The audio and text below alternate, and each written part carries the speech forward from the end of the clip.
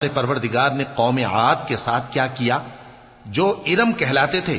دراز قد مانند ستونوں کے،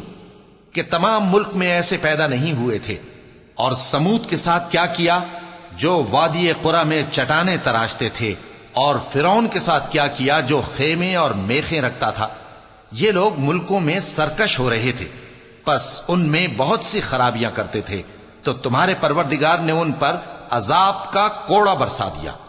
بے شک تمہارا پروردگار طاق میں ہے۔ فَأَمَّا الْإِنسَانُ إِذَا مَا ابْتَلَاهُ رَبُّهُ فَأَكْرَمَهُ وَنَعَّمَهُ فَيَقُولُ رَبِّي أَكْرَمَنِ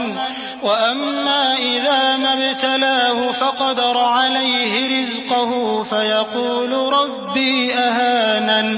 كَلَّا بَل لَّا تُكْرِمُونَ